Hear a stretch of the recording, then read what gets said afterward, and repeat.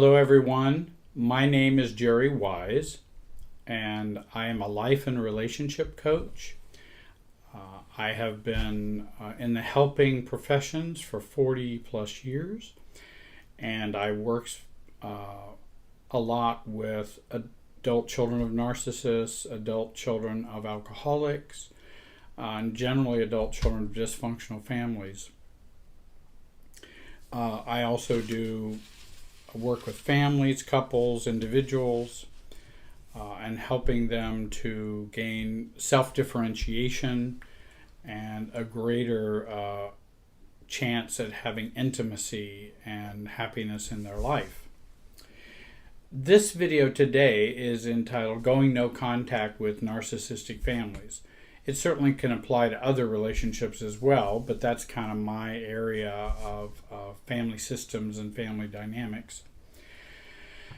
The concept going no contact is a term used by narcissistic abuse sufferers to break free from the games, the clutches, the abuse, the terrorism, the lies, the hurts, and the gaslighting when no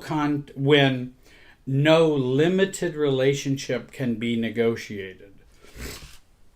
In other words, when you have family members that no matter what you do, there is just no way to negotiate any kind of a reasonable relationship. Not even a great relationship, but I mean not even a reasonable one.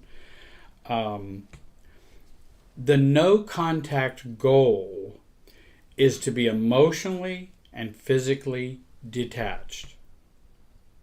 And I work in the area of self-differentiation coaching and work with clients, which again is a goal of learning to be more detached, not as enmeshed. And many times when there's abuse, in fact all times when there's abuse, narcissism, mental illness, drug and alcohol addiction, the family gets so enmeshed with each other. Again, some family members may cut off, but they cut off because they're so enmeshed. And so I do work with folks to help them to gain greater detachment. A no contact strategy is to work towards emotional and physical detachment. There are other videos and other folks online who share lots about this physical work. There's a physical and emotional part of it. You know, what do you do when they call you? If you've already, how do you set your boundaries better with them specifically? There's a lot of decent videos out there that will help you in doing that physical work. What I haven't found as many of is how do you do the emotional work of detachment? And are there things that we can do to help break that trance, break that cult-like trance, break that enmeshment that we have had with the family. So I would refer you to some of those other videos about doing some of the specifics of going no contact. This video is not exhaustive on no contact. There's lots that could be said about no contact and how to do that. But I wanted to share some specific emotional dynamics that I thought might be of help to you. And I specialize in that emotional work. I coach clients to do the work of practicing non-attachment and to practice detachment. And that's not rejection, that's detachment. This video is for those who have decided the only option remaining for them is to go no contact with parents or family members who lack insight, empathy, maturity, sufficient emotional health to have a respectful and non-abusive relationship with you. That's who this video is for. We don't take no contact lightly. It is definitely not an easy technique. It's not an easy practice to live, but it may be necessary given family dynamics and the abusive type of relationship that we've had with families. I remember one client talking about her father, and she was in the military, and by the way, she just got a promotion, which is wonderful, as an officer. She was in her adult life seeking after the approval of a father who had been sexually abusive,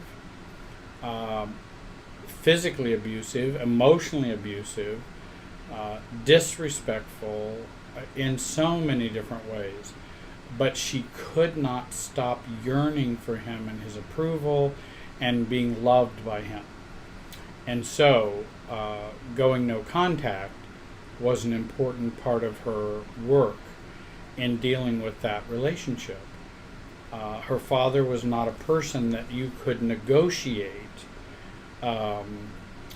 any kind of empathetic, mature, respectful relationship with. And so she began to heal after she began to work at a no contact level. Well, where do I begin when we talk about no contact? And even like the client I just mentioned, do I tell them or do I not tell them? Do I announce it? Do I tell other family members? There's lots of questions, and I think everybody has their own dynamics, and that's why it's good to have a coach or a guide to help you how you're going to handle the divorce, how you're going to handle the no contact. If this particular client tells their dad or indicates she wants no contact with him, what does she do about, now they're not married, her parents are not married, what does she do about telling her mother what she has done? Because her mom might bring up her dad or talk about her dad or say, well, have you talked to your dad lately or whatever. Who do you tell? And there's a lot of questions around that. I can't answer all those dynamics for you today. And I do mention that when I do these videos are to speak to people in general. They may not speak to your specific issue or your set of circumstances. Sometimes I'll get emails and people will say, well, that's not my situation. I said, well, of course it's not your situation. I was speaking in general about these kinds of things. Certainly if I was working with you, I wouldn't advise you to do X, Y, or Z. But in the video I did, because for many people that would be a helpful thing. So, do I tell them? Do I announce it? Do I get a billboard? Do I take out an ad in a newspaper? Do I go online? I think I advise people to check with their inner child. And if you want to know more about your inner child, you can see John Bradshaw's books, Charles Whitfield's books, Margaret Paul's books for inner child awareness. Checking in with your inner child and what they need, and then checking with your inner adult and what he or she needs in terms of going no contact or announcing it. Now, my preference, but again, this does not fit for everyone, my preference is I like to declare self in a way that affirms my maturity, my preferences, and my strength. It affirms my resolve, and I want to utilize my courage. Much like Brene Brown's books, in which she talks about, being courageous and how it does take courage to self-differentiate. And so I like to declare self, and that's a term used in Bowen Family Systems theory, declaring self with others in a non-reactive way. So, if you can, tell them your plans and your boundaries. Person to person, maybe in a public place. You could do a letter, you could do email or text, and then I've had some people do even a letter from the attorney. One was so abusive, they would call the police on this client. They would make up lies that this client was stealing from them. This is her parents. It was just madness. It was just total madness. And so she had to do it from a distance, and a letter from an attorney was an appropriate response. If you cannot tell them, because there will be too much retribution, too much abuse, too much danger, shaming, or emotional drama, then you can choose to live it versus declaring self, and just live self. And that's appropriate also when you're not able to do that kind of one-on-one declaring self with someone who is not healthy. Additionally, when we go no contact, we want to begin to be very strong about and to strengthen giving up the need to defend ourselves or to defend ourselves to anyone. When someone asks, the aunt says, well, your mother is so upset, I don't know why you're not, coming to Christmas. I don't know why you've decided to cut off from her. Or if your mother, or the target of the no contact, father, mother, brothers, cousins, grandparents, all kinds of folks. And they ask why. Because it is my choice and it is my preference. I need not give any reasons or excuses. I've done the math. It is my choice and my preference. Because I'll tell you, your math and their math is not going to be the same. So there's no sense talking about the math. Stop talking and arguing about the math. They're going to believe 2 + 2 = 5. You're going to believe 2 + 2 = 4. Now, how long are you going to argue about that difference in math and defend your answer? Mathematicians say 2 + 2 = 4, Dad. No, 2 + 2 = 5, son. You need to... And then we'll argue for years over this math difference. Giving up the need to defend yourself says, I've done the math, and this is what I've come to. And my math says this. And if somebody says, well, how can you do this? Well, if I need to tell, an aunt says, well, how are you choosing to not have any contact with your father? Well, Aunt Mary, I'm sorry, I have no other choice. I wish I did. But that is my preference. And then others will ask, well, what will the family think? Well, I don't know. What they have always thought. And that actually the only people involved are me and the people that I'm going no contact with. Those are the people who are involved in this relationship. No one else needs to have all the reasons or all of those things. And again, the family or others are going to think whatever they're going to think. And if they thought bad about you before the no contact, they'll think bad about you after the no contact. If they thought good and respected you before the no contact, hopefully they will think good of you and respect you after the no contact.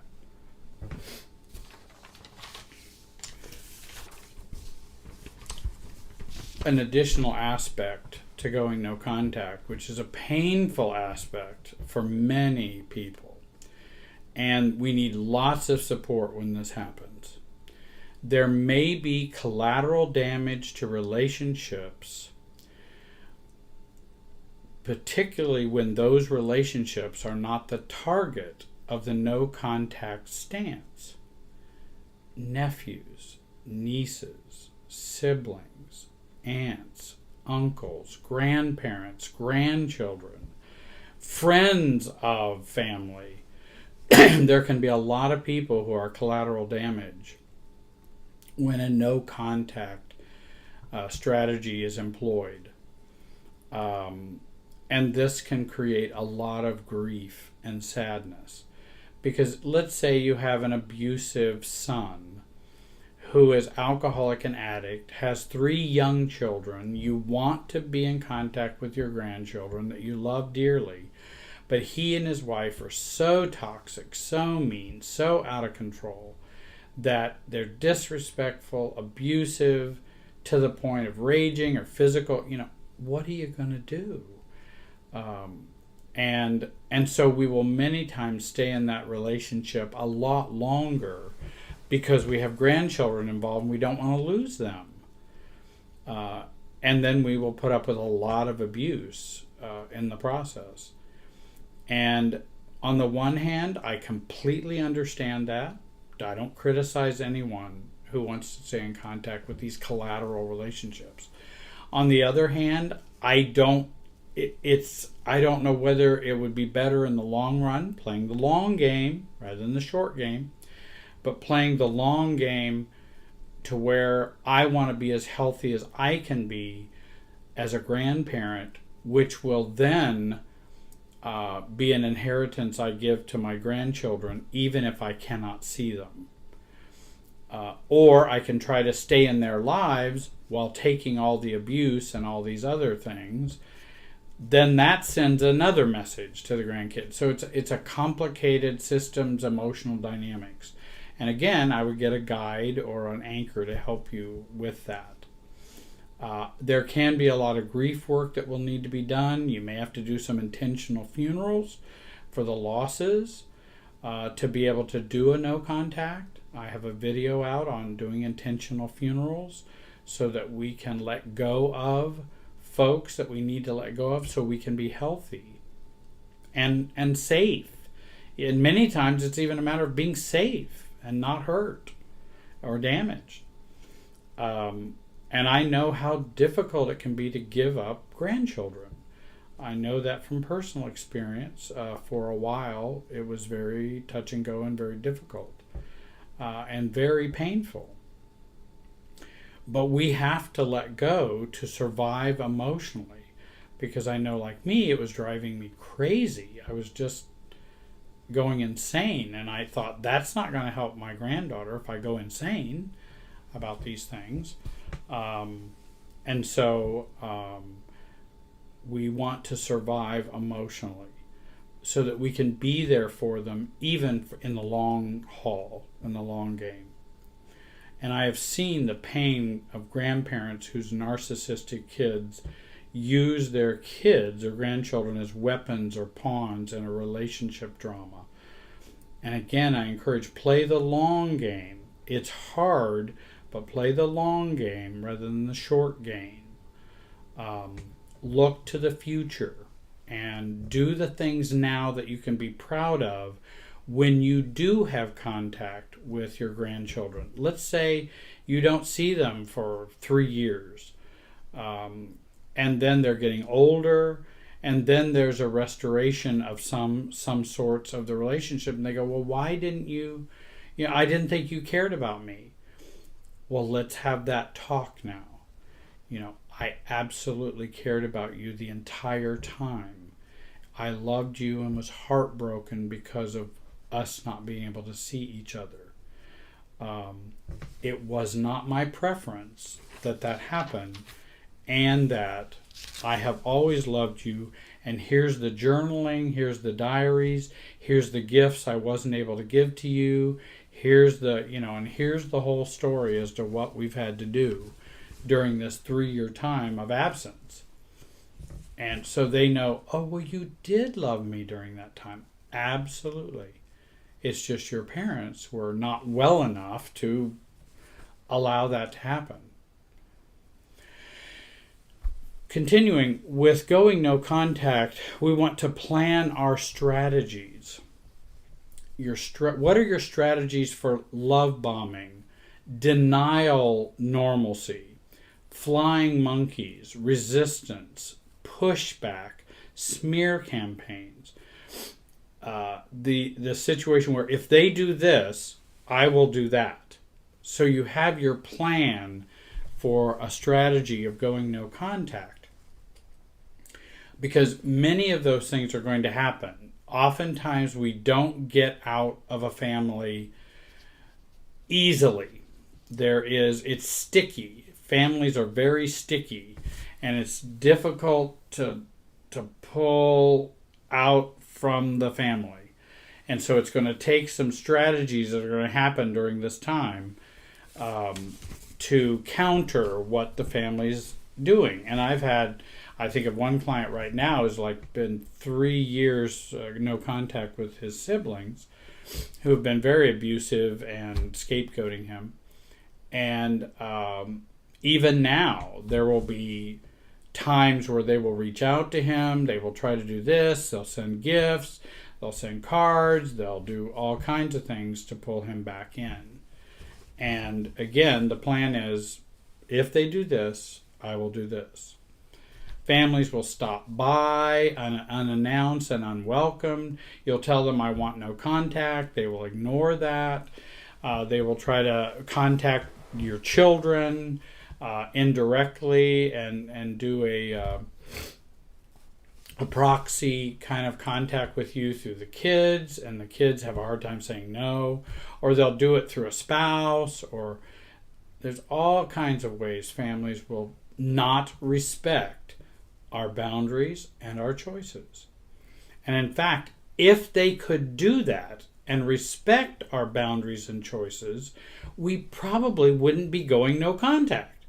So that's the reality. If they could do that, we wouldn't probably be here. But they're not able to do that. The great thing about a family systems approach, and if you do reading and learning about family systems, and there are lots of good books out there on family systems to help you understand your families. Jenny Brown, Growing Yourself Up, Roberta Gilbert, Harriet Lerner.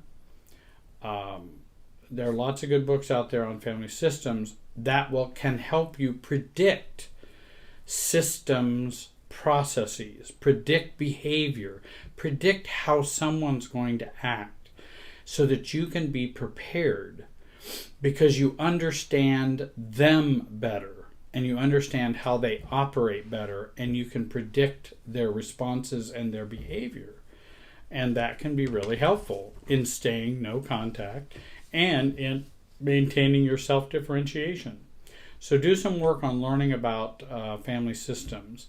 I've got a number of videos. I've probably got 160 videos out there now, and almost all of them involve family systems theory and work.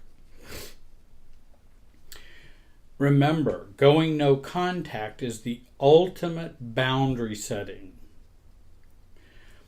No contact is the ultimate self-differentiation move. When the narcissistic abuse from family of origin has been present for so long, this is the self-differentiation, the ultimate self-differentiation move that we may have to make. And this move is an adult intentional choice to act for self. Please work on not doing it out of reactivity. Deal with your reactivity first, then deal with your choices. And that's what I help coach folks to do. That's what these books talk about also. And Brene Brown is another good one. Andrea Schera, Schara, Mindful Compass is a good book. Deal with your reactivity first. Don't act out of your reactivity. Act out of your non-reactivity. And make a choice for going no contact out of non-reactivity. Going no contact does not resolve emotional enmeshment. It may get me out of the family, but it doesn't get the family out of me. This work continues. And remember, you can get out of the family. You want to get your family out of you. And I think that's true whether someone goes no contact or not. We want to get the family out of us. And in more normal families, we don't need to hate the families or reject the families. We just don't want to be the family. We don't want to only be the family and be the family super self. And partake in the family super self and partake of the already established roles that you should function in and be. So remember, if you're thinking, well, I'm enmeshed with my family, I'll fix that by going no contact, it doesn't fix that. That's a whole nother different and separate work.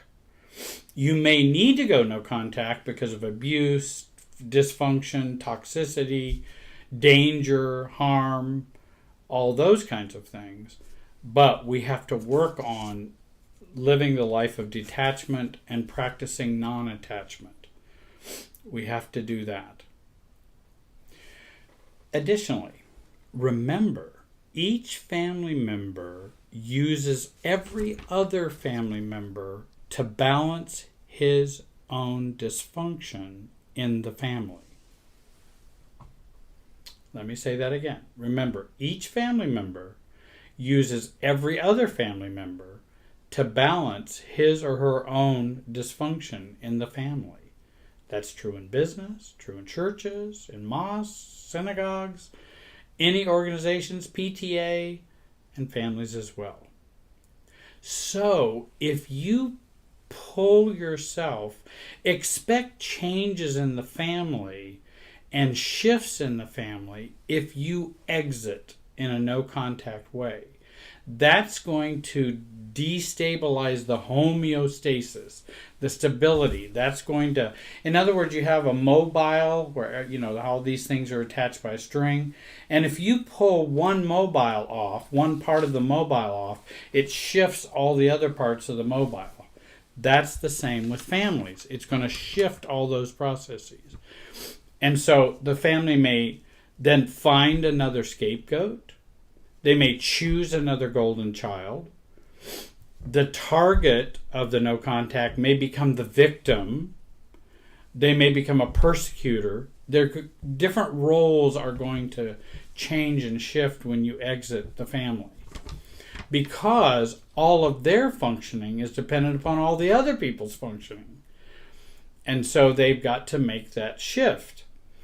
And I think of no contact disrupts this fitting together process of the family. Another way, if you remove the supply, if we're the narcissistic supply for a narcissist, and you remove yourself from the supply, that's going to disrupt the fitting together of the narcissist and how he operates or she operates. Immature cutoff or reactivity doesn't disrupt this fitting together. It's just a continuation of the fitting together, only in a different form. So we want to do a non-reactive going no contact. Going no contact in dysfunctionally toxic families is a strong rejection of your family role and the role you play in the family. It is also a powerful rejection of the way the family sees things, because your going no contact says, I don't see it that way. I'm not going to live it that way, and I don't see it that way. I don't see the reality that way. I think about another example is the family is a play. Everybody's got their role. Everybody has their lines. Everybody has their costumes. And really, there are costumes in families. There's roles. Costumes in family can include tattoos, hats, canes, walkers, all kinds of costumes that we use in families to reflect our role. And so we play this role. We have this play. There's an audience watching it. Now, if you take one of the main players out of this play and remove them, what do all the other players have to do? They've either got to pick up for and say the lines of the player that got removed. They also have to play off each other differently because we've removed that main player. And so the play has to go on, but it has to have a new way of going on. And so, and I've been in plays before, operettas, and things like that. And if somebody forgets their line, we all have to go into a new mode of how we're going to function right now. the family does the same thing. I hope that analogy might help. In a relationship with a narcissist or a very toxic, crazy-making family, going no contact is a powerful declaration of my rationality. In other words, this is how I see it rationally. This is how I rationally view this objectively. You may disagree with me, but this is how I see it. Many who have grown up in dysfunctional families, adult children of alcoholics, adult children of narcissists, adult children of abuse, experience a cult-like life within their family. Don't talk, don't feel, don't think, don't trust others outside the cult or outside the family, don't have any beliefs other than what are the family beliefs, and they've grown up in those kinds of cult-like families, especially when there's been abuse, narcissism. It really is a whole cult in and of itself. It just may not be religious. And then some families are connected to religious cults, and their family becomes a religious cult, and you can be shunned and excommunicated if you do not follow the family and religious line. And so going no contact may be necessary so that you can begin to talk and feel, think, and maybe trust others outside your family, and trust that the world is not quite as uncaring, unloving, and untrustworthy as you think. The world is not a perfect place, but there are some good people in it. Going no contact can provide you with breathing room emotionally and mentally to trust yourself, to think for yourself, to feel what you feel, to trust others, and to talk to others, and become a secret revealer and a truth teller regarding your own reality and your own life.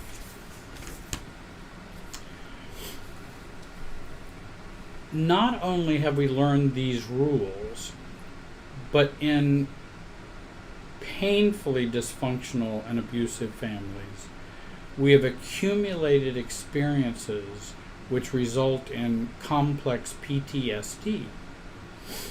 There's complex PTSD and there's PTSD. PTSD is a traumatic experience and tends to be more time specific. When I had three people broke into my house wielding guns, broke into the house at night before I was going to bed, came in, there was a robbery and a pistol whipping, and I did get a black eye, and it was quite horrific, and I thought this could be my last night. And my mother, my 90-year-old mother, was involved. It was quite horrific.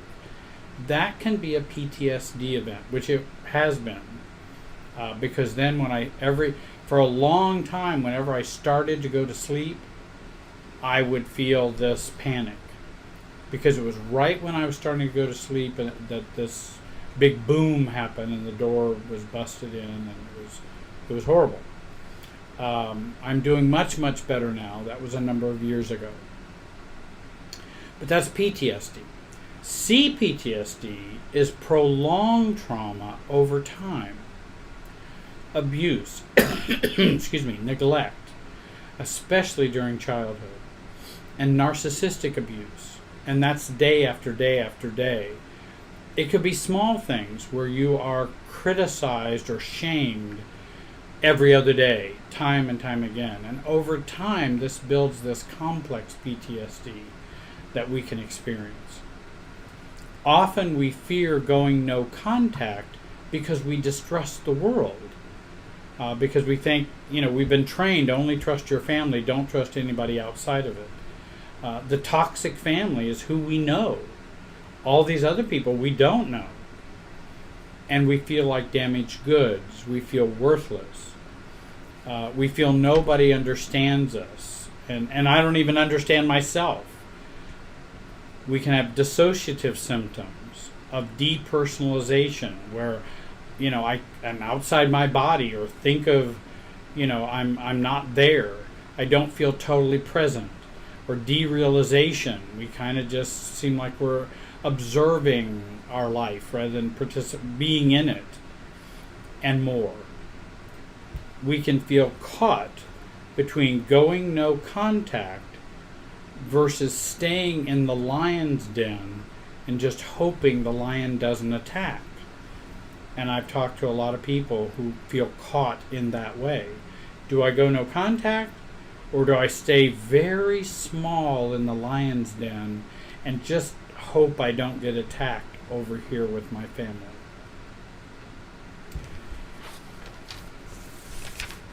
We want to identify our triggers if we have CPTSD and we're going to go no contact, because those triggers will probably be triggered during a no contact strategy and process. Having too much stress can be a trigger. Anger outbursts by others in our family can be a trigger for CPTSD.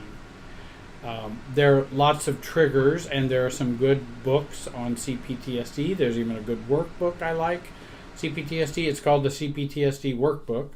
I can't remember the author right now, but I think it's a good one. Because you want to identify your triggers when you're going to go no contact, so that you can be very aware of what's going on and what's going on with you emotionally. We also want to work at slowing down our emotional process. We tend to run way out in front of ourselves, and we want to learn to stay with ourselves when going through a no contact experience with others. Because we have been so often so focused on the other that we really have to shift that focus over to being aware of ourselves, inner bonding, focusing on ourselves, our awareness of our feelings, our bodily experiences, etc., because that will help with maintaining the no contact strategy with abusive folks. And all of these things I work with clients on. Certainly in this short video, I can't go into all the details of that. I am trying to I've got plans of working on a 12-week master class that hopefully will be maybe this summer. I'm hoping to get it worked on, and I will be, if you write to me or go to my website, www.jerrywiserelationshipsystems.com. If you go to my website, you can send me an email to sign up for my email list so that I can let you know when these things happen and when the master class starts. And I hope you will contact me below. You can contact me at jerrywise5@gmail.com. I hope you will join my YouTube channel, which is Jerry Wise Relationship Systems. And then if you subscribe, then every time I put up a new video, you'll get notified of that in your email. I want to say I hope this video has been a help to you. Please watch my first in this series, Preparing to Go No Contact, and the additional video, which is Self-Care for Going No Contact. And that will be the third in this series. Excuse me. Please contact me if you'd like to have one-on-one coaching. Join this YouTube channel. If you'd like to donate so that I can make more videos, I certainly would appreciate that. You can donate to PayPal or just contact me if you'd like to do that. I so want to thank you for watching today. I appreciate all the comments and the kind words that people have sent to me. I just can't tell you how much I appreciate that, and all my viewers. I have the best viewers and followers in the world. So I want to thank you again and have a great day.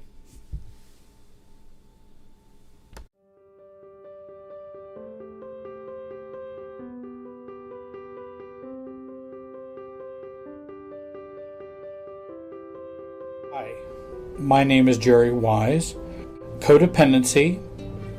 If everyone else is okay, I'm okay. I consider that the codependence model or the codependence motto for life. And I think it's common for those of us who have experienced codependency in our lives and are dealing with the pain of codependency, which is a part of this video as well. I want to talk about the pain of codependency and how we are very focused on making sure everyone else around us is happy, and that our own happiness and our own sense of self is usually very low on our priority list. So what is codependency? We tend to be, as a result, lack a sense of self. We tend to be over responsible because we make up for other people's deficits. We tend to be very caretaking in our behaviors and in our relationships.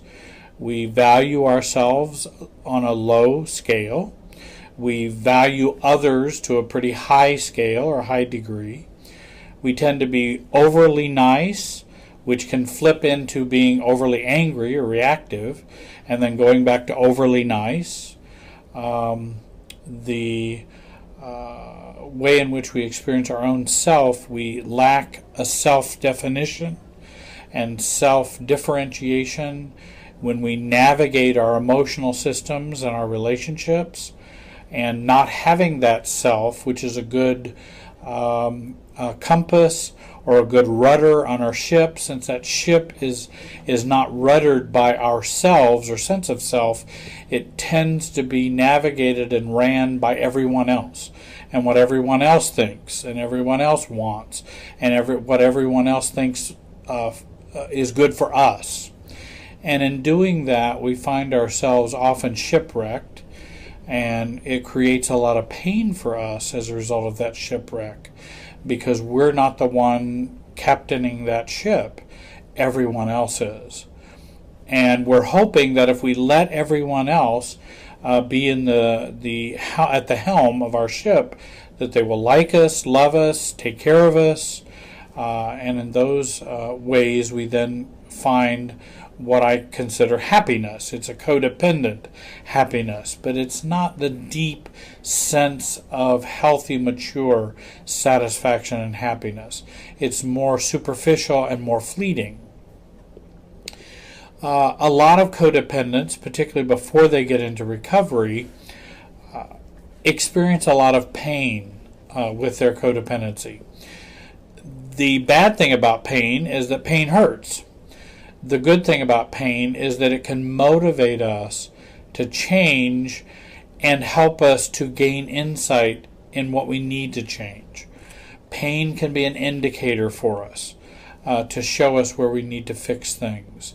And for codependence, once that pain reaches an extreme or a critical mass, or we flip over the line of pain in our lives where it becomes virtually intolerable, then we get help, and then we go try to find out what do we need to do to change our lives. Unfortunately, that can be a wait of many years, and we find ourselves in a marriage of, say, 20 years, and we've got kids in our lives, and we find, gosh, I'm just not happy. All I've done is take care of everybody else. All I've done is work for everybody else, try to make sure everybody else is taken care of and happy, and I find I'm not very happy. And now I've lived this life, and I'm just not very happy at this point. And then things begin to break down. So what are some of those things that I would call the pain of codependency? If we live our lives the way I described at the beginning of the video, we then have, as a result, exhaustion, in which we just get tired because all we're doing is just over and over again we're worrying about focusing on other people, their needs. Are they happy? Are they staying out of trouble? Are they progressing in their lives? Our focus is on others and very little to any focus on ourselves. I want to talk about and mention, when I talk about a sense of self, often that comes up in conflict with a lot of religious or theological teachings, because a lot of us have grown up in churches, synagogues, temples, religious houses in which we have been taught that self should be looked on not only with maybe suspicion, but even is anti-God or anti-spirituality, that a sense of self-denial is what is valued, that we should not be selfish. And I believe those religious tenets are not bad tenets. They're not bad teachings. It's just that if you've grown up as a codependent, then we can read Scripture and read Bible and read spirituality in a way that's not very healthy. In other words, we'll leave out the passages like in the Bible which are know thyself and those kinds of things in which we really do need to have a sense of self so that we can be the spiritual person we need and want to be. We tend to deny the sense of self, and I think that really creates a lot of difficulties and problems for a lot of religious people. And so when I talk about self, I'm talking about a healthy self, not a selfish self, but a healthy self. Because out of a healthy self, we then can give to others and love others in a healthy and mature way. Codependents also experience the pain of guilt. There's a great book called When I Say No, I Feel Guilty. That was a book I read many, many years ago, but it was a very eye-opening and helpful book, that someone can actually say no and not feel guilty. My life was racked with guilt as a codependent, and I think for most codependents, guilt is something that keeps the codependency in place. You can't find and have a sense of self because who's going to get hurt around you? How are you going to make somebody unhappy around you? Your family of origin, your parents, your husband, your wife, your children, your pastor, your other friends, your co-workers. You will feel guilty for finding and owning a sense of self and your own choices and what's healthy for you.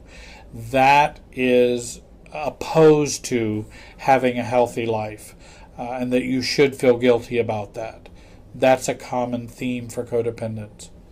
Codependents also experience and feel the sense of worry and fear. There's often worry and fear that's going on a very regular basis. Certainly enmeshment is a part of the pain of codependency. We are often enmeshed with friends, co-workers, spouses, children, and that enmeshment is, while on the one hand produces kind of a nice, cozy, oceanic feel where we feel, quote, connected in some way, but enmeshment always comes at a loss of self. We don't enmesh without losing a sense of ourselves. And losing or giving up that sense of self really is painful. Codependents also tend to feel a lot of neediness. They are needy. And with that neediness, we never have our needs met. We never feel filled up inside. And out of that neediness, we're always looking for more because our cup is never full. And as a result of that cup never being full, we're always looking to try to fill that cup. And we try to fill that cup with others, from others, by doing for others, and that creates a real problem and pain. We have, I think, as codependents, a pain of having a susceptibility to problems within a system. For example, I know people whom, say, let's take a church. I know from my own background, and one person is unhappy in the church, and that creates anxiety throughout the whole church. And we as codependents are susceptible to that anxiety, that system anxiety. But the same can be true at work. Somebody becomes unhappy at work, and now all the codependents are all pinged. The system has pinged them about that anxiety, and they don't feel a sense of calm or non-anxious presence. They're now anxious because somebody's unhappy. Same in family of origin. So having that susceptibility that's always there really creates some difficulties and pain. The codependent feels a low sense of self-worth and a low self-image. Maybe they don't really feel they deserve to be who they are, and that others wouldn't love them if they really knew who they were. And so we're always playing the image game and making sure everybody is happy with our image. Are they happy with us? Not just being who we are. And that creates a lot of pain because we don't feel good about who we are. And we weren't taught that we should feel good about who we are. Codependents experience pain by experiencing the emotional noise of our unresolved past. There's always that noise emotionally going on in us because of unresolved problems from family of origin, from growing up, and those struggles still exist. Often codependents feel a lot of shame. Not only do they do things in which they feel guilty, shame is about who you are, not what you've done. And so there's a feeling of shame that I'm not right. There's something wrong with me. And we feel shame. Then the fear of abandonment. And feelings of abandonment is also a part of codependent pain. We feel like and worry about people are always going to leave us. People are always going to be unhappy with us. We don't deserve that people would just love us for who we are. So we always have to be doing things to feel loved. These are some of the pains of codependency, and if you experience these, I hope that you will find help and get help for yourself, because codependency is something you can recover from.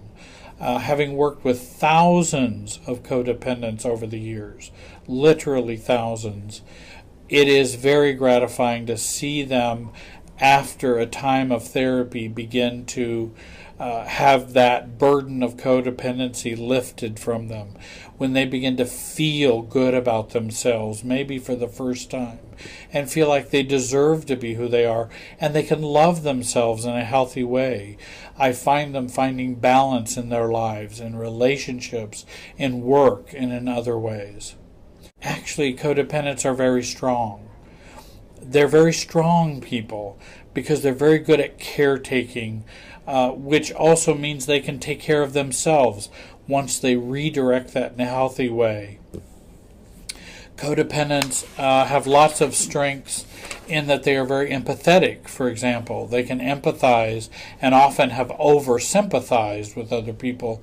And out of that empathy, they can find empathy for themselves and empathy for others in a very balanced way. I also find codependents really are very insightful people. They just haven't known what normal is. And I might recommend for those who are codependents the book What's Normal by John Friel and his wife. An excellent book on what's normal. Also, you need to hook up with a therapist. You need to find someone to help you with your reality checking and also healing the wounds of the past. If you live in the Indianapolis area, I hope you'll make an appointment. Call me and come and see me. If you don't, and no matter where you live and you have the internet, Skype and FaceTime counseling is available for you. Give me a call, and you'll see on the screen my phone number, my email address. I hope you'll send me your email address. I'll be happy to send you new videos and new information about recovery and healing. I hope this video has been a help to you. I hope you'll join the conversation. Hope you'll like the videos and make comments. I appreciate you watching the video today, and have a great day.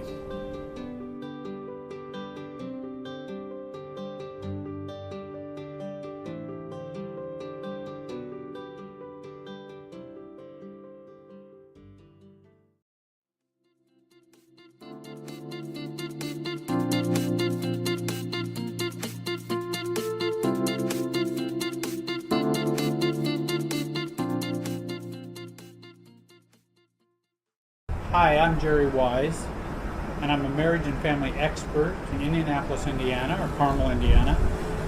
I'm fortunate enough to be down here in Miami Beach, South Beach, at the Metropolitan Como Hotel, and I wanted to do this video for you regarding adult children of narcissistic parents doing a controlled separation.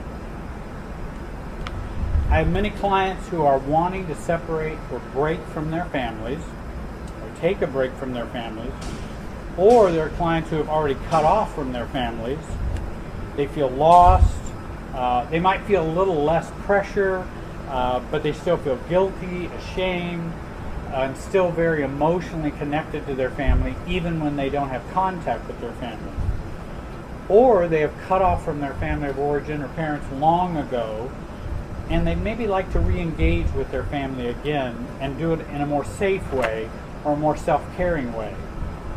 Many times clients feel so reactive, and to feel safe, they cut off from their narcissistic family members, boyfriends, parents, friends, and many others whose relationship they have enjoyed for a long time but had lots of problems with, because they maintain an ongoing relationship with the narcissist, and they feel confused and at a loss as to how to navigate the cutoff.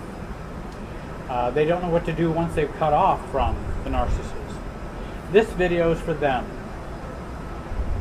This is about the high voltage, high emotional voltage, intergenerational work that we have. Our intergenerational relationships with our family of origin are very highly charged emotionally. We don't get as reactive with the J.C. Penney's clerk, but we do get very reactive for the very same thing with our parents, brothers, our aunts and uncles. And this video is not for those who deal with the malignant, sociopathic, and extremely abusive narcissist, because this video is for those who deal with more the covert narcissist, the benign narcissist, the naively narcissistic, and more the self-absorbed parents or family members. And remember, narcissism is on a continuum, and you have the malignant and sociopathic narcissistic at one end, and more the self-absorbed, more benign narcissist at the other end. So there's not just one kind of narcissist, there are many. This video is more towards the healthier side of the narcissistic continuum. I remember working with a client who wanted a controlled separation from his father. And remember, this video doesn't fit all sizes and all circumstances, but I wanted to give you an idea how you might work with a controlled separation from family members or taking a break. Decide what the nature of your controlled separation that you need and what you want with a controlled separation. Do you want a full separation, no contact at all? Partial separation where I'll call you only, and you can call me in emergency situations, if family members or parents. Maybe it's we'll only get together when we go out with other people. I don't want to go out with you alone because you violate my boundaries so often. We secondly inform the family member, or we decide whether we're going to inform the family member or whether we're not going to inform the family member.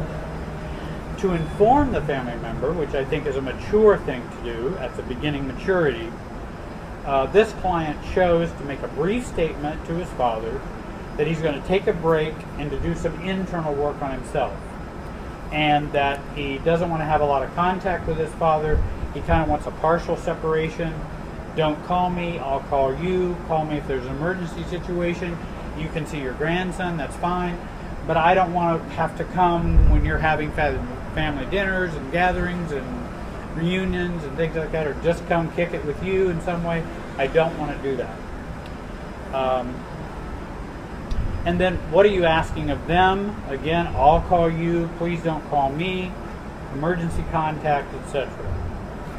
Hopefully we can express this in a non-defensive way with no reasons given necessary, no arguing or explaining. If they want you to explain and argue, often they're trying to draw you back in. You're just stating clearly what you want, what you need, and what you're going to do. I don't have to give you answers or reasons or even why. Often the why gets us into trouble. I tell clients and guide them into acting their age. If they're 35 years old, that you act like a 35-year-old man or woman, not a 15-year-old child when you're talking to your parents or making those kinds of decisions for a controlled separation. During the controlled separation, this is what we do. We work to find out who we are, what we need, what we want, and say during this month, 3-month, or 6-month period of time for a controlled separation, we look at how and when the narcissist is still inside us. How and when is the parent still sitting inside us? Decide if you will re-engage. What kind of relationship do you want to have with your parent or family member when you re-engage them? And I don't mean the fantasy you dream about for them, but if I accepted the way they were, what type of relationship would I want? Friendship? Intimate? Just professional or business? Acquaintances like? In other words, they need to respect me as an adult, not just their biological child, that they can say anything, do anything, that they need to know we're entering a new phase in our relationship. You're actually calling the parents who have been kind of self-focused, calling them to a greater maturity. Some are able to do that, some are able to not. But you're calling yourself to greater maturity, you're going to call them to greater maturity by your choices.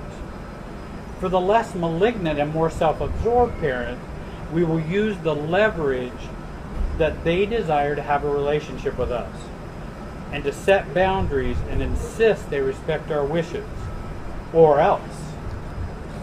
Because often just explaining it to them, if just explaining it to them and making the request was all you need to do, then I would just do that. For often the self-absorbed and narcissistic, they're not going to respect that explanation. After our self-imposed controlled separation from the narcissistic family members, we can then choose to re-engage. We then begin with boundary identification. What boundaries are we going to set? We now have a chance to reset the relationship.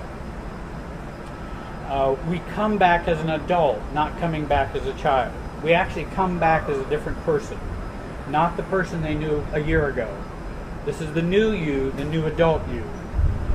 And we learn to say stop if necessary. We leave if necessary. We can leave and say stop without explanation. Remember, when dealing with our parents, parenting, whether we're adults of any age, remember the debt is paid. The debt was never owed for us owing our parents for what they did for us. We can be grateful, we can be gracious, but it's not a payment that's owed. Parenting is also no longer needed for us. We're adults, and it's no longer welcome. It's good to go re-engaging with those things firmly in place and those beliefs firmly in place, so that we can't get hooked by, well, remember, I had you in my belly for 9 months and you owe me. You're my child. I can say anything to you I want, even though now you're a 35-year-old child. We don't owe anyone a relationship if we are adults and if they're adults as well. And actually what we're doing is we're building a sense of self.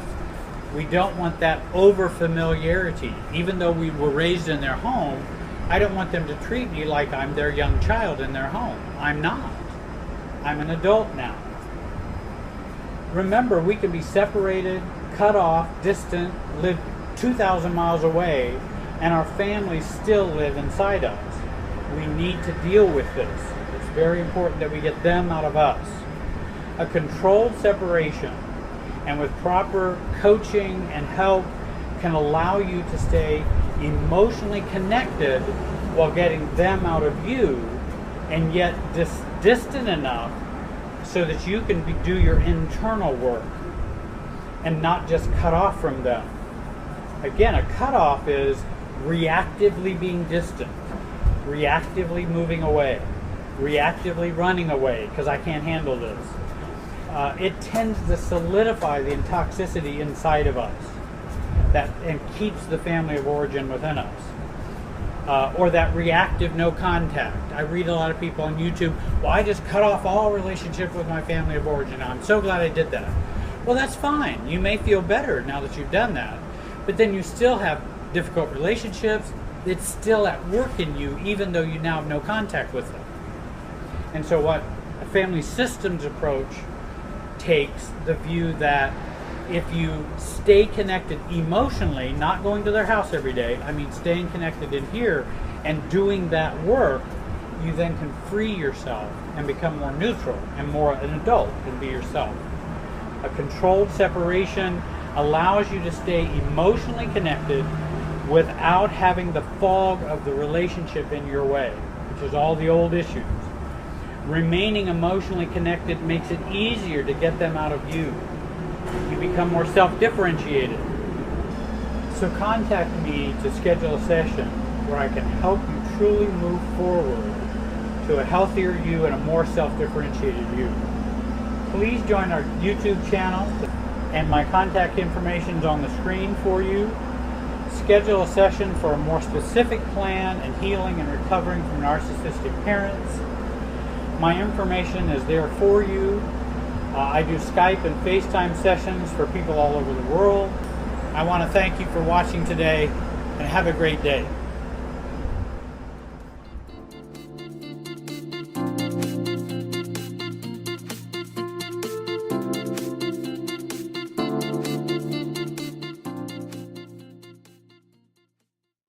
One.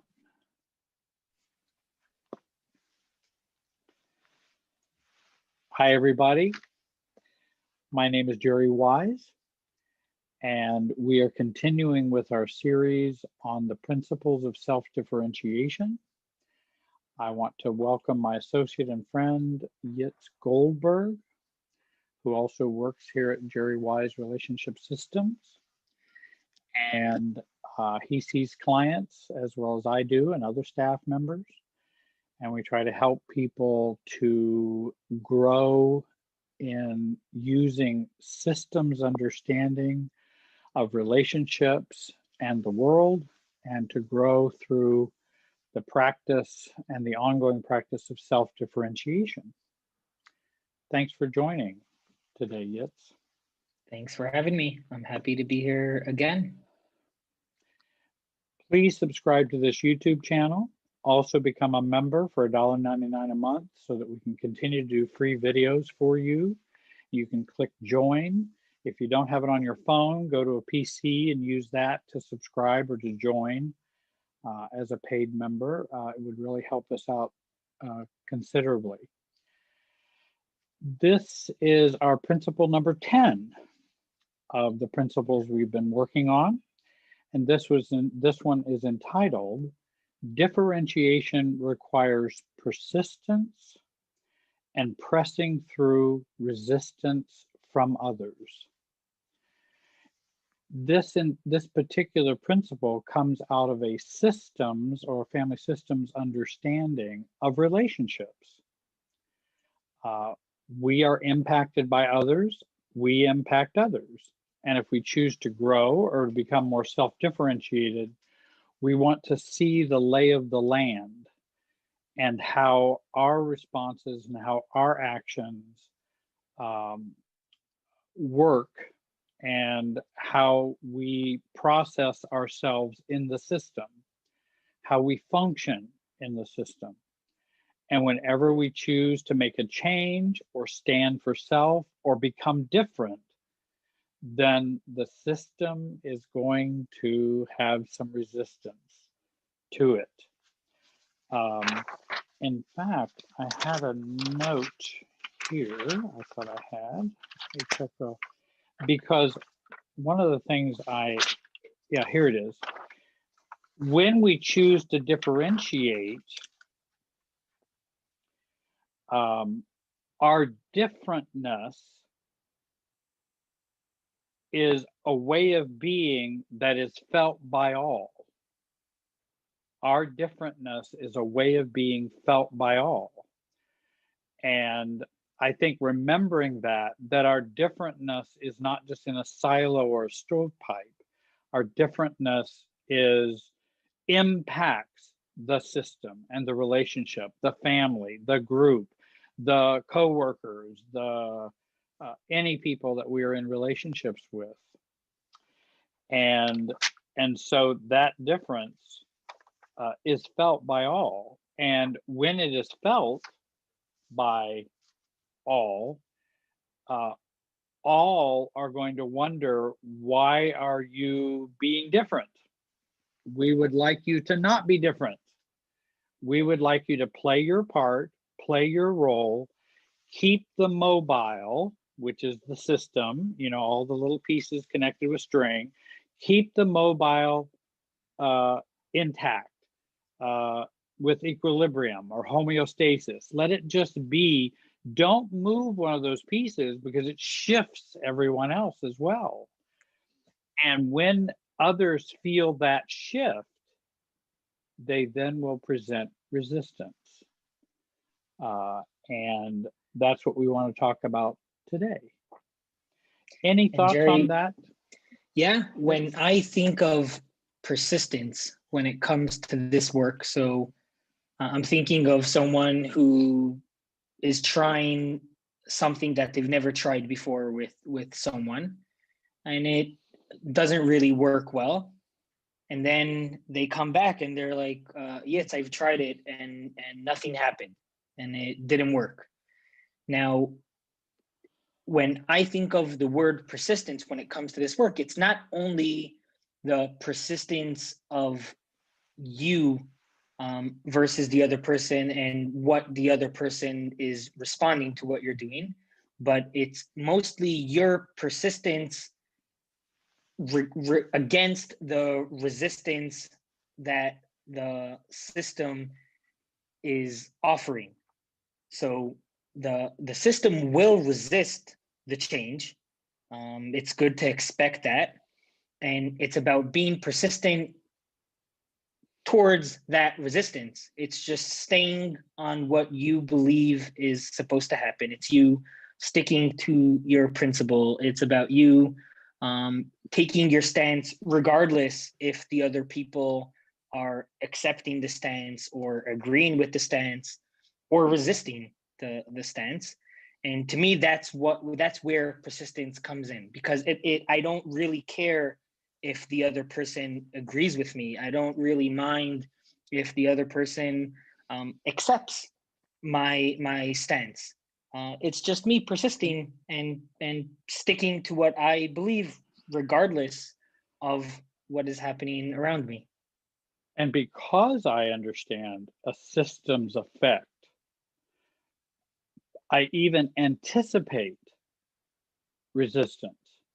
So, Yeah. and in some ways, welcome it, or at least am prepared for it.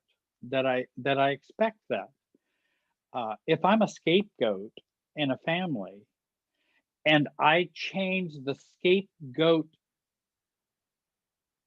perspective I have of me, and if I no longer choose to be the scapegoat, or to accept scapegoatism for myself, that's going to impact the system.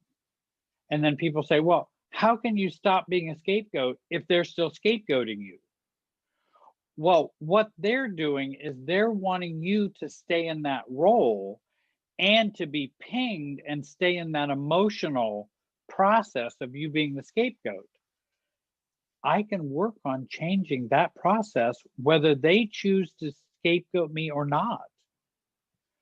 That I want to get the scapegoatism out of me, not go and make them stop scapegoating me, Yeah. which is going to be probably really tough. And if you were to stop being the scapegoat, then, and here may be an example of me stop being the scapegoat. Well, and I'm just using this as an example. You don't have to use these words. I'm just using this to illustrate or to educate. Your parents call you and say, well, are you coming to the Christmas dinner? Are you coming to Thanksgiving dinner? Are you coming, it's the holidays at this point in the year as we're videotaping right now. And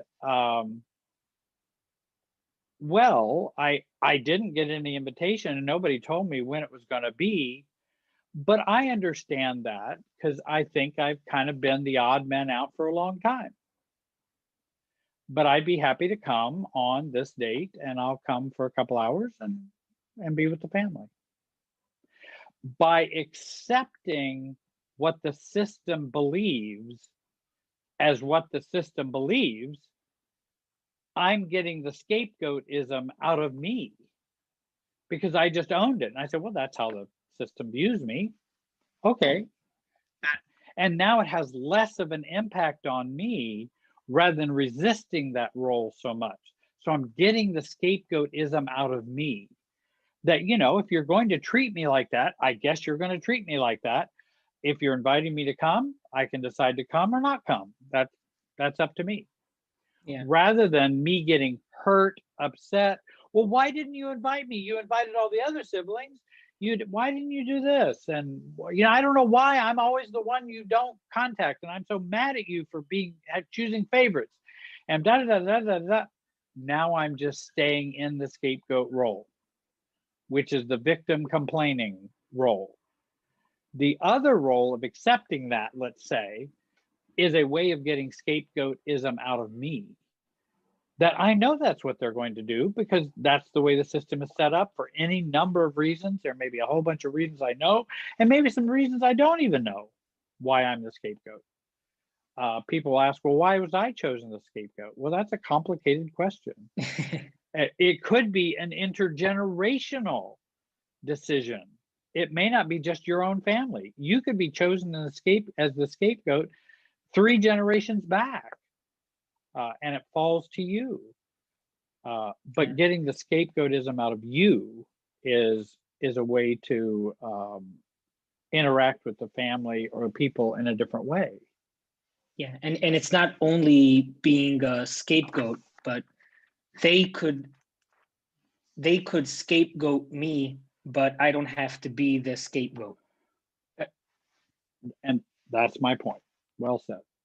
They can scapegoat me. I don't have to be the scapegoat. That's right. And because that's a role that they want me to play. Well, I don't have to accept that role. They may want to accept that role for me, but I don't have to accept that role. Right. But as long as they are accepting that role, it would require on my side the persistence and the ability to press through the resistance, as this principle says, because they could continue turning me or trying to force me into that role over and over again. And I'm not even talking about a day after day, but it could be week over week, month after month, year after year. And it requires my own persistence of not agreeing to be the scapegoat.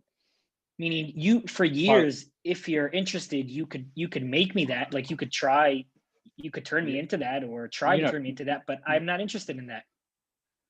Right. And I'm not going to be pinged by that. I'm going to make my decisions based on what I want to do. And right, I'm not, well, you always talk to my siblings bad about me, Dad, and you always do this, and that I'm the bad kid, and I'm always the one disagreeing, and I'm always oversensitive, and da da da da. And so I'm the scapegoat. And I think coming to see myself as a mature adult, that I'm a mature adult, I'm not a scapegoat. My family wants me to be a scapegoat. And as a mature adult, I accept that that's what they want to do. But it's not what I choose or how I see myself. And I will act accordingly and function in that way. With this particular principle, I know one of the thoughts that I had about this was that, again, so many people will say, well, I tried that and it didn't work. just as you said in the introduction, yes. And often what I see is they tried it, meant they didn't get acceptance, or they got resistance. And I'm going, well, but it sounded like what you did work. You got resistance. So it did work. What you thought you were going to do is, if I do this, they will accept it, calm down, and accept the new you. Well, of course, if that's what you were looking for as your goal, then that's not going to work. But if your goal is to be you in a system in which there's going to be resistance to the new you, then it was successful. Now let's keep with that success and go through the stages of resistance to see if the system can accept a little more of the new you. And those stages of resistance, they're typically 3, though they can last a week, they can last 25 years. I mean, it can vary. And I suppose at some point they could never end. I mean, that's also a possibility. A family may never want to accept the real you, the true you, or how you see things. And those 3 stages are, at first, when we say, hey, this is what I believe, or this is what I want to do. Well, why are you doing this, Jerry? And then the second stage is a stop stage. Jerry, you really need to stop this. Don't do that. And then the third stage is even more intense, in which we get the stop or else.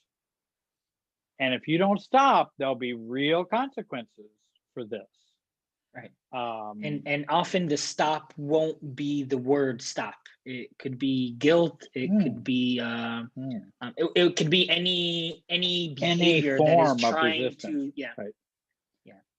Stop or else could be, we're not going to invite you to family gatherings anymore. That's a stop or else, because now you've done the or else, and we're not going to. But they won't say stop or else, right? These are just the themes of those.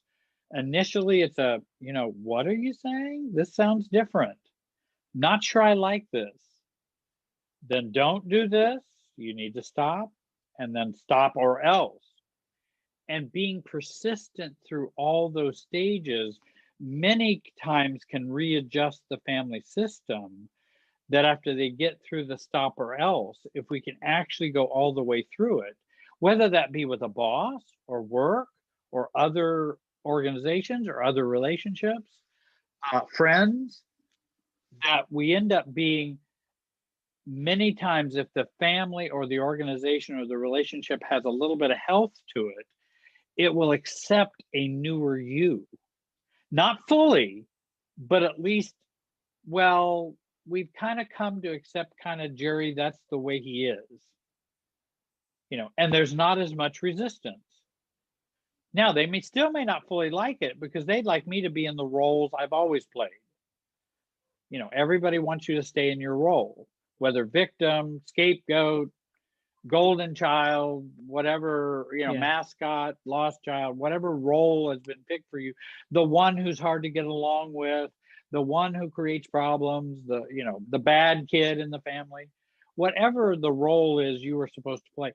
Mom's caregiver, dad's enabler, whatever role we've been assigned by the family system and family functioning, if we resist that, or if we become more ourselves and not the role, we will get resistance, and it will increase. And if we can persist through that increase, many times it can drop down and accept a newer me to some level in relationships. And people don't wait that long. They often don't persist. And then, of course, the point that we were making in terms of years, whether they accept the new me or whether they continue the resistance, what choice do I have? Go back to the old role or stay in the new me and stay in who I am, regardless of what they do for the next 40 years. Because that, those are your choices. Well, I came to choose, I'll choose the latter, Yeah. rather than. And it's important to remember that expecting someone else to accept to accept what we are doing is not self-differentiation. So someone who's expecting the other person to accept me, that is not self-differentiation right there. Meaning you could continue persisting to do that, but that is not self-differentiation. And the persistence is specifically in the ability not to need the other person to accept, and understand that when the other person doesn't accept, there will be resistance there. The other person, we were saying before we started the recording, you mentioned that changing ourselves automatically will change the other. And the second I decide to change and I'm not willing to go back to my old behavior, regardless if the other person ends up changing or not, there will be change. It might not be the change that I want. It might not be the change that I expected. But if I change, then something there will change, because my change could be I'll take a step back because it's not right for me to participate in this back and forth. It might be setting a clear boundary, and then obviously if I'm persistent with that, then the other person will need to adapt into that eventually. And I had a client who was a scapegoat for the family, unhealthy family, and he was chosen as a scapegoat. And he's been working on his own self-differentiation. And the family has been alienated from him, and he's been kind of forced out. But he wants to become himself, regardless of how the family views him. And he also realizes if he chooses not to play the scapegoat role, or I'll go make up, or I'm sorry for causing all these problems, when really he wasn't the one causing all the problems. It was the dysfunctionality in the family, not him doing it. And he could go give in, and then they might give some temporary acceptance, but probably it would continue to scapegoat him. That the risk is, they could cut off from him even further. That could be a greater resistance the family might have. Are we willing to live with the consequences of our self choices? And knowing that we cannot direct or cause other people to do certain things, or we can't control them. And that's kind of scary, because then what happens if my family cuts me off completely? Well, and then I usually tell people, oftentimes what we fear is already happening. And they're probably already doing that. You just feared that they would do that. And maybe we can see that, hey, what really do I have to lose?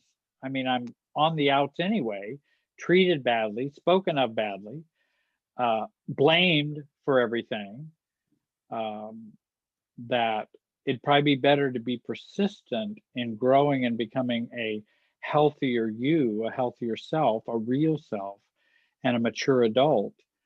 And then we let the chips fall where they may with the family who wants to accept that or not. And sometimes there can be a divide and conquer approach, because somebody may start to break through that and go, my brother's not quite such the bad guy everybody's been. I think I'll go talk to him for a while and see what's going on. Then we start to build other alliances too, or connections. And I was going to say that acceptance is not the goal. It might be nice if there is acceptance, but that is not the goal. And as long as that is the goal, then you're not being persistent through a self-differentiation lens. You're not differentiating in that moment. You're just doing what you've done up until now, is trying to be accepted. So acceptance of others is not the goal. And it's remembering that when we don't mind not being accepted by others, there will be resistance, especially if we were always in the role of, or always managing other people in a way that we are accepted. Even though, as you said, if I'm fearing that they won't accept me, they probably didn't accept me up until now. And if I'm always complying or always giving in or always being what other people want to be, I'm not being accepted, even if I am accepted, because it's conditional acceptance. It's not true acceptance. So if I'm even, trying to keep the peace and all that, it's not like I've won acceptance. I get conditional acceptance or conditional love based on, well, if you do these things, if you apologize, and if you take ownership for all the problems, then we'll bring you back into the tribe, or we'll bring you back into the group. And it's like, but if you do that, you don't have acceptance anyway. You just have some mushy enmeshment that can be easily turned over and upturned and turned on its head, in case you do something different, or if you make a mistake in the future, or if the family feels a need, they need to scapegoat you some more, for example. And I think you're right. We want to change us without them as the reason or the target or the purpose of the change. And we will get resistance when we change. There are some families that have enough health or maturity to them that they accept more change, and they accept more individuation. They accept more self-differentiation. And that's a healthier family. Then there are families that are very frightened, fearful, highly anxious, dysfunctional, and they can't handle much differentiation. Say your father was an abusive drinker growing up when you were in the family, but the family has never acknowledged that. Now, can you be and change your truth where that is what you believed about dad? And then if you speak that, then you can be getting a lot of resistance from, oh, well, he came from Italy and there was everybody drank in Italy. It's not a problem, and all kinds of excuses in that way versus, well, and again, I'm not changing so that I can change their view. I'm changing so I can own my view. And so when mom says, oh, your dad always loved you. Well, he may have loved me, mom. He may have done that, but I also know he drank to excess a lot. How can you say that about your father? Well, because it's true. It's true. I don't hate my father because of that. I'm just saying that because that's what was truly happening. And it makes more sense that I might be an adult child of an alcoholic or an adult child of an abusive drinker, whether I diagnose him or not. It's still, that was a reality of our family growing up. And it kind of helps guide my life better. It's not to shame him or to shame you, mom, or not for any of those purposes. It's just that I want to own my own truth, but I'm not sharing that with you as a weapon. I'm not trying to weaponize it. Yeah. There is a quote that I read once, and it's something on the lines of, when you find yourself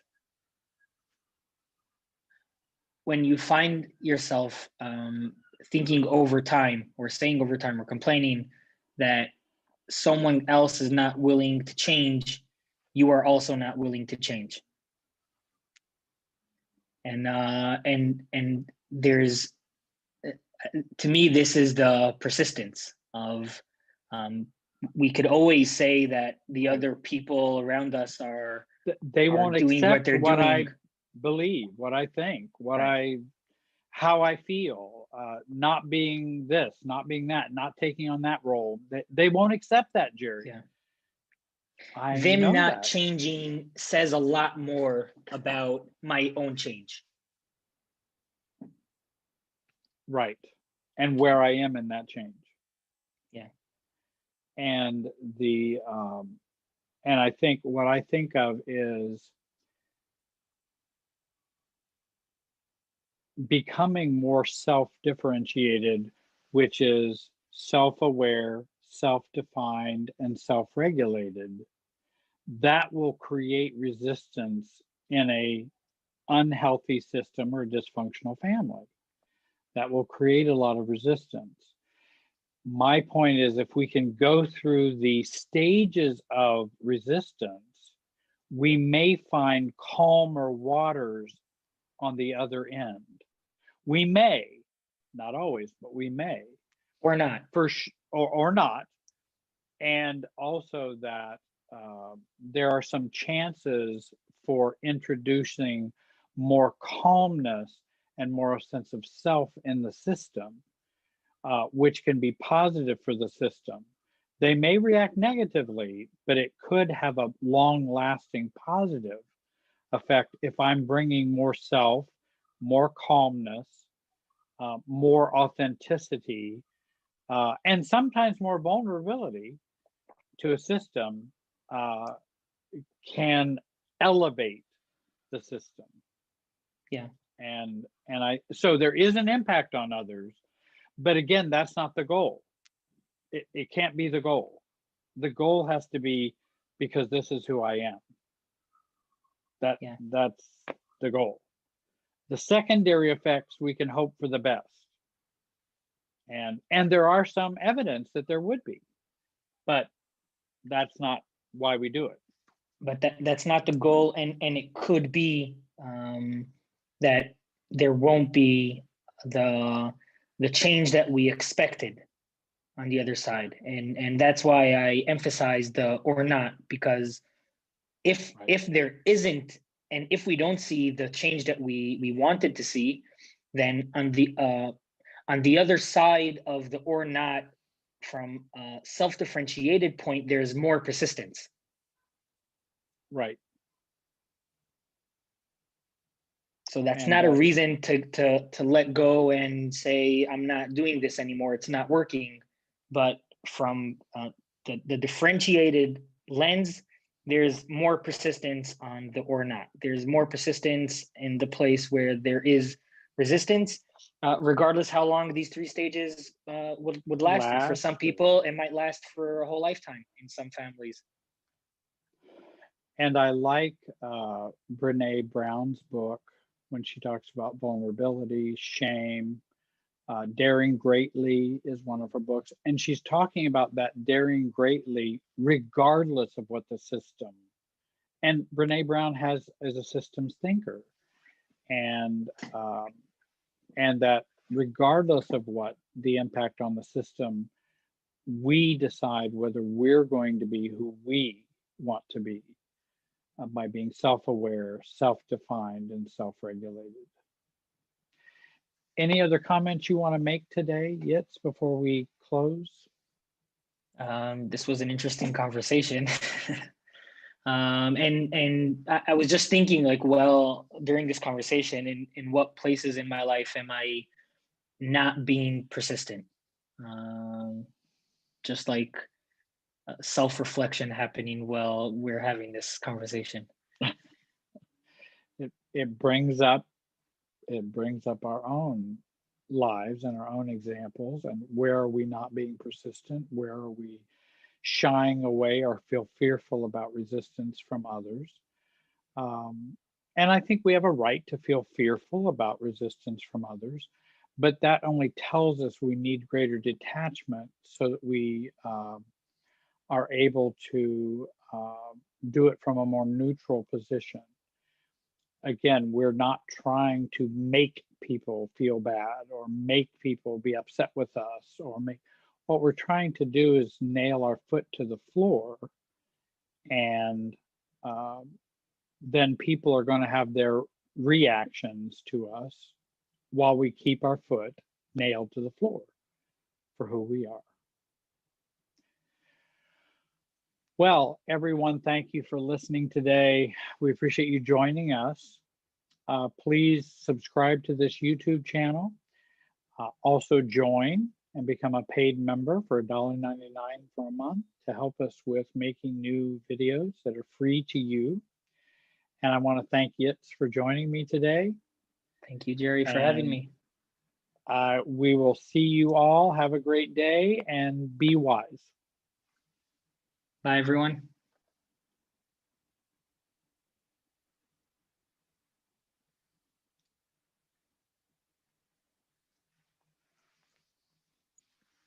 Were you not recording?